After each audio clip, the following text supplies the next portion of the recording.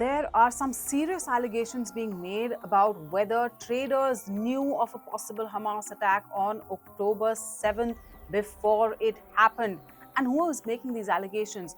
Two US researchers have put out a report, and this report has been shared by the US with Israeli authorities.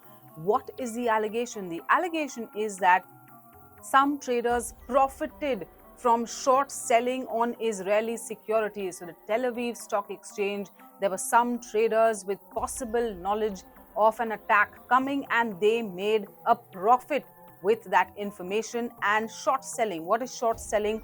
When effectively some stocks are sold by traders in the anticipation that those stock prices will fall, and that helps them to make a much bigger profit by buying or picking up those shares again. And they made a huge profit as per what this report claims. Now, some of the facts from this and the numbers are very startling, and I'm just going to take you through those. Now, this report says that for Israel's largest bank, 4.43 million new shares were sold short over the period between September 14 and October 5. Remember that Hamas massacre took place on October 7th. And as a result of that, the short selling led to a profit of 3.2 billion shekels. That's the Israeli currency. How much does that translate to in US dollars? It's a whopping $862 million. And what's also startling about this report is that it claims that the profit made by certain unscrupulous traders is far, far higher than what was seen even during the 2014 Israel-Gaza war or even during the financial crisis of 2008. That's the first startling story in this three-story update that we're giving you. The second key update on the Israel-Hamas war concerns Israel's Prime Minister Benjamin Netanyahu. Now, this is a man who has seen many corruption allegations against him. In fact, he overhauled the entire judicial system, because of which there have been protests for months and months in Israel before the massacre of October 7. But now, a bribery case against him, where the hearing had stopped, will resume. And this is because the courts, which were only taking up emergency cases, is now resuming normal operations. So what is this bribery case? Now, this is commonly referred to as the Bezek-Wallah bribery case. And the allegation is that Benjamin Netanyahu made some regulatory decisions which benefited Bezek Telecommunications, and in return, he got favorable publicity in Wallah website, which was earlier owned by Bezek, that company.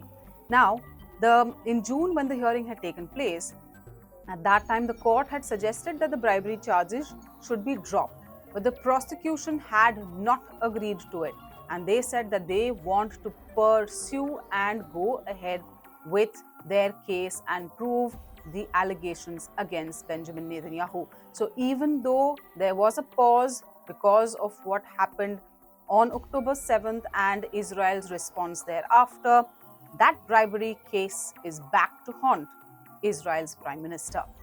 And the third update this time concerns the tunnels in Gaza.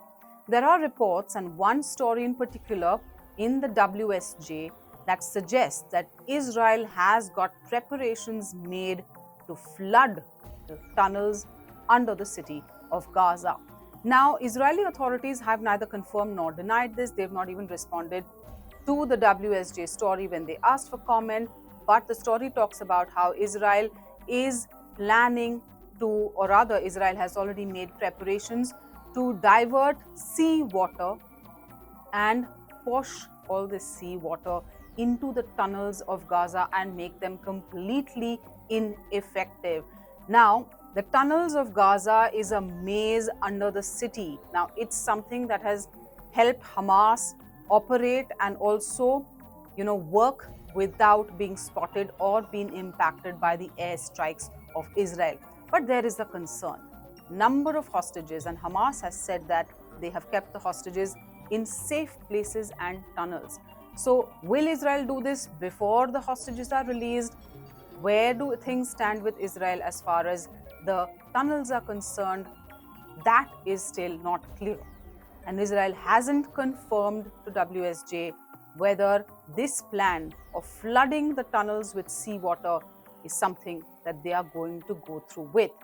But reports definitely saying that they already have all the infrastructure in place to flood those tunnels.